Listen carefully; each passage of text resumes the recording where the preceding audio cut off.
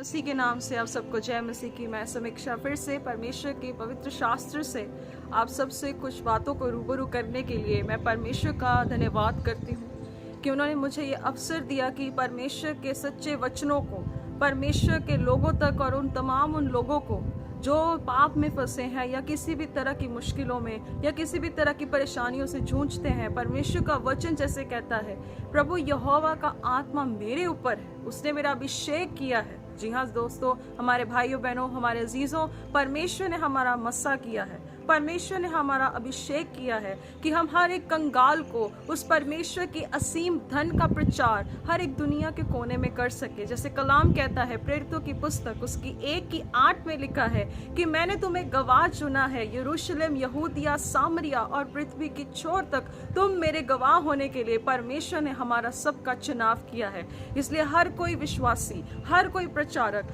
हर कोई वो जो यीशु के नाम से आता है और जो यीशु के नाम को उच्चारता है या यीशु के नाम को मुबारक कहता है, आप सबको हर रोज की जिंदगी में एक आनंद के उत्सव को लेके चलने की जरूरत है और हमें जय के उत्सव में चलने की जरूरत है, क्योंकि हमारा परमेश्वर हमारे लिए हमेशा जिंदा है। हमारी विनतियों को सुनने के लिए वो स्वर्ग में बैठा हुआ है। सो आज हम जिस वचन पर ध्यान करने जा रहे हैं वो है यहेजकेल की पुस्तक, उसकी 18 बाब और उसकी 30 से 32 नंबर आयत तक आज हम परमेश्वर के वचन से देखेंगे। लिखा है, प्रभु यहोवा की ये वाणी है, हे इज़राइल के घराने, मैं तुम में से हर एक मनुष्य का न्याय उसके चाल चलन के अनुसार ही करूंगा। पश्चाताप करो और अपने सब अपराधों को छोड़ो, तभी तुम्हारा अधर्म तुम्हारे ठोकर खाने का कारण न होगा।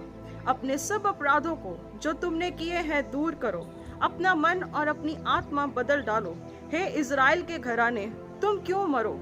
क्योंकि प्रभु यहोवा की ये वाणी है, जो मरे उसके मरने से मैं प्रसन्न नहीं होता, इसलिए पश्चाताप करो, तभी तुम जीवित रहोगे।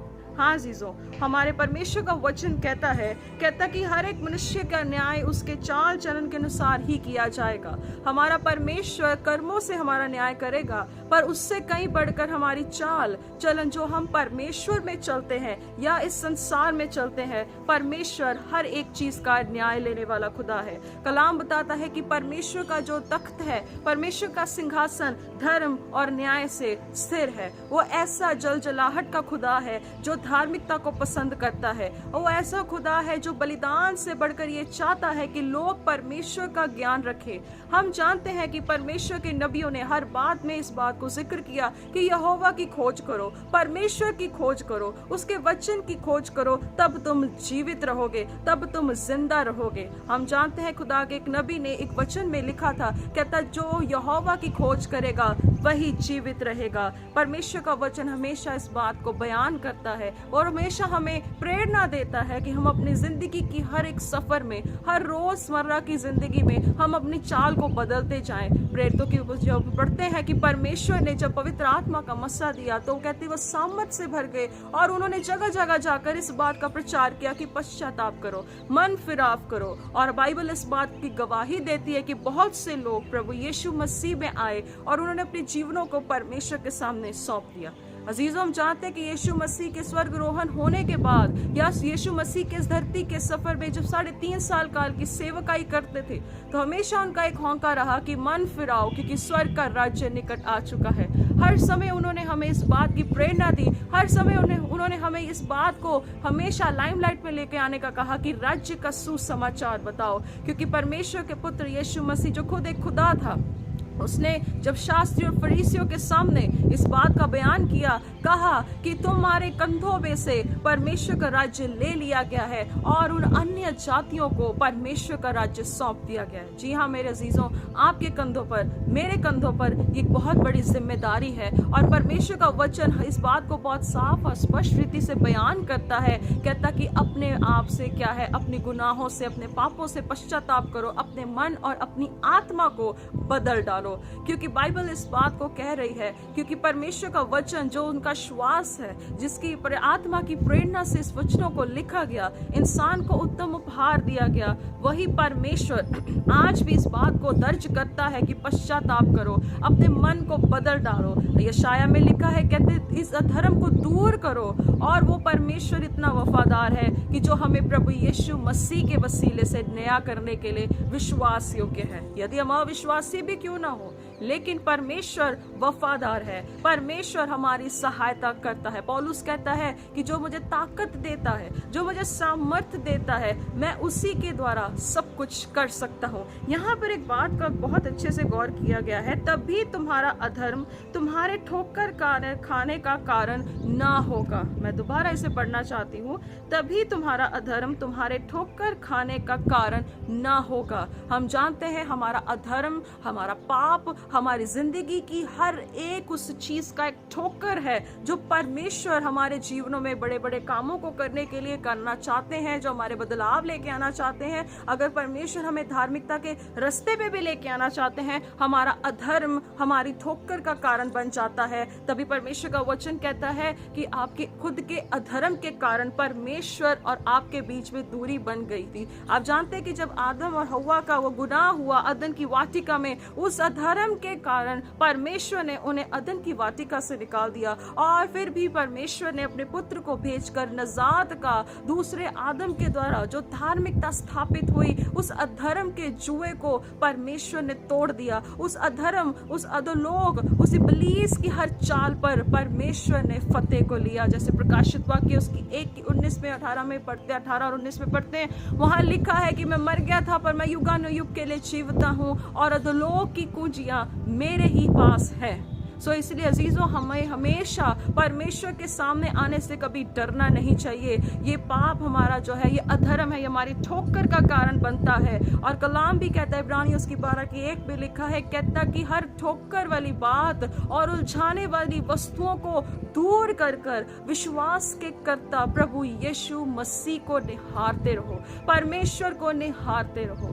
हमारे लिए बहुत जरूरी है, हर रोज के सफर में हम धरती पर जो चल रहे हैं, हम आम लोग नहीं हैं। परमेश्वर ने हमें इस सारी दुनिया से अलग करके याजकों का पद दिया, राजपदधारी बनाया है। इसीलिए नहीं कि हम अपने जीवन को वैसे जिए जैसे हम चाहते हैं। और कलाम कहता है कि अपने मन को बदल डालो, अपनी आत्मा को बदल डालो। दाऊद कहता है, परमेश्वर जो तेरे वचन पर चलता है, जो तेरे हुक्मों पर चलता है, प्रभु जी वो कभी ठोकर खा ही नहीं सकता। जब हम भजन संहिता उसकी 15 की आखिरी आयत में पढ़ते हैं, जो कहता है इस बातों को मानता है, जो इन बातों के साथ अपनी चाल को बदलता है, वो कभी डगमगाता भी नहीं है। कहता कि हे इज़राइल के घराने, तुम क्यों मरो, जो मरे उसके मरने से मैं प्रसन्न नहीं होता। प्रभु यीशु मसीह का वचन यूहन्ना 8:24 में लिखा था, कहते हैं कि तुम मुझ पे विश्वास नहीं करोगे तो तुम अपने पाप में ही मरोगे। क्योंकि शास्त्री फरीसी इस बात पर ईमान नहीं ला रहे थे कि वही मसीहा जो आने वाला है वो नजात देने वाला है। पर कलाम कहता है कि यीशु ने उनको कह दिया था, कहता कि तुम अपने पाप में मरोगे। अगर आज आप भी परमेश्वर के सामने अपने जीवनों को अर्पण नहीं कर सकते, तो पाप की मजदूरी को काटने के लिए भी आप तैयार रहें। पाप की मजदूरी को काटने के लिए भी अपने आप को तैयार करें। अगर आप हर समय परमेश्वर से आशीष पाने के लिए अपने आप को तैयार रखते हैं, तो इस अंजाम को भी अपने दिमाग में रख लें कि पाप की मजदूरी कौन सी है जिसका कोई बलिदान भी ना बचा रहा।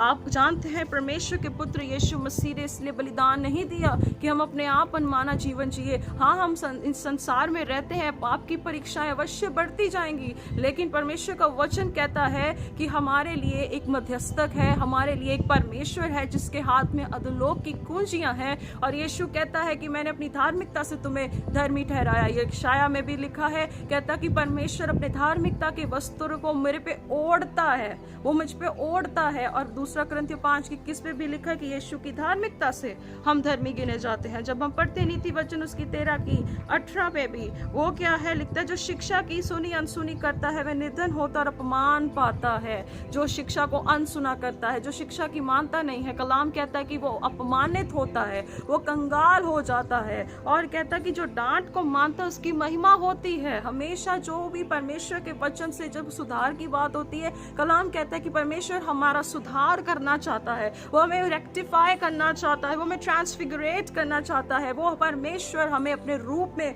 बनाना चाहता है। कलाम कहता है कि जो व्यक्ति पाप में और अधर्म में फंसा होता है, उसके लालसा का पूरा होना तो प्राण को मीठा लगता है, परंतु बुराई से हटना मूर्खों के प्राण को। मेरे बहनों, मेरे अजीजों, आज हमें समझने की ज़रूरत है कि हमें किसके अधीन रहने की ज़रूरत है। हम परमेश्वर के अधीन रहें या इस दुनिया के सरदार के अधीन रहें। कलाम कहते हैं अपने आप को परमेश्वर के हाथों में धर्म के लिए सौंप दो। धर्म का मतलब पवित्रता के लिए सौंप दो। अपने आप को परमेश्वर के जीवते हाथों में दे दो, ताकि परमेश्वर इस दुनिया में आपको अपना वेसल यूज कर सके। कलाम कहता है कि परमेश्वर का 17 में लिखा है, परमेश्वर का धन्यवाद हो कि तुम जो पाप के दास थे मन से उस उपदेश के मानने वाले हो गए, के सांचे में ढाले गए थे, पाप से छुड़ाए जाकर धर्म के दास हो गए। क्या कर रहे हैं? परमेश्वर को पता है कि कैसे जीवन को बदलना है, परमेश्वर को पता है कि क्या करना है, पर क्या आज आपको पता है कि आपको क्या करना है? क्या आपको पता है कि आपके जीवन में परमेश्वर की क्या योजनाएं हैं?